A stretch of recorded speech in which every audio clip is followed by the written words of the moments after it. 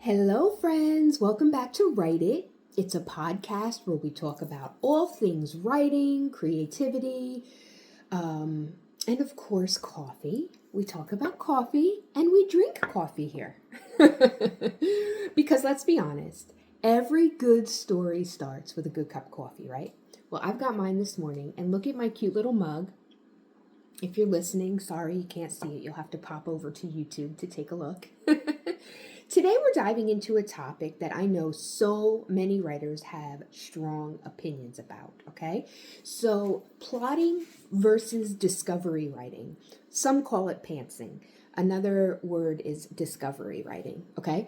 So, before you roll your eyes, don't roll your eyes or proudly declare yourself a diehard plotter or a pantser. Take a breath, take a sip of your coffee, and hang with me for a few minutes because I am going to tell you why you don't have to pick sides. You can actually do both. And I do. I actually do both. Okay? So what's the difference? Let's start there. So if you're new to these terms, here's a quick breakdown for you. Okay? So plotters tend to plan things out. Okay?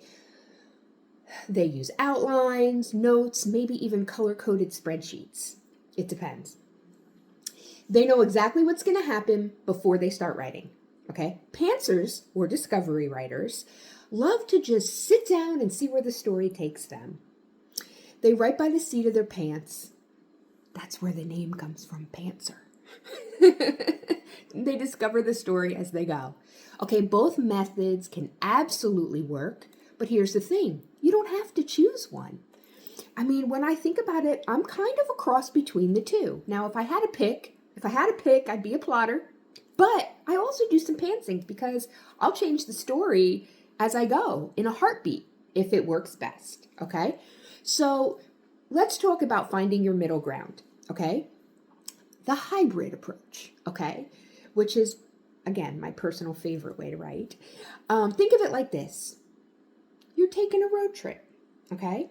You know your starting point and you know your destination. You might even know a few places that you want to stop along the way. Maybe a cute coffee shop or an outlook over a mountain or a certain store, whatever the case may be. But the exact route, you leave it open and you let the journey surprise you, okay? That's what hybrid writing is. Okay, you give yourself a loose plan, a few key points, bit of general direction, but you leave room for creativity in between. Again, that's what I like to do. So, you want to try it? Here's how you can try it, okay? Start with the big moments, okay? Write down 3 to 5 major events that have to happen in your story, okay? This gives you structure without boxing you in. Okay. Number 2, sketch your characters. Okay. You don't need a 10-page backstory, but know what drives them. Know their goals, their fears. Okay. What they might learn along the way. All right. Now outline lightly. That's number 3. Okay. Try a bullet point outline. All right. Think of it as your story's GPS. Okay. It'll reroute you if you take the wrong turn. All right, let's think of it like that. Leave white space, okay? Don't plan everything. Don't plan every detail. Let some characters surprise you. It's where the magic happens, okay? And adjust as you go, okay? If your story takes a turn that you didn't expect, follow it. Just tweak the outline to match. That's why we do rough outlines, okay? All right, so here's the real talk with it, okay? The real truth, okay? Writing isn't one size fits all.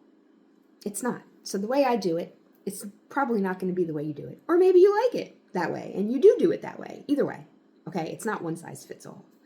What works for one author might drive another one crazy, okay? What would drive me crazy, you might ask? Not having an outline would drive me nuts, okay? You might be a plotter for your mystery novel and a pantser for your romance story. That's okay. If you write different genres, it's okay to be a different way with each one. What matters most is that you keep enjoying the writing process. Yes, enjoy it. Okay? I like to think of it like coffee preferences, I guess you could say.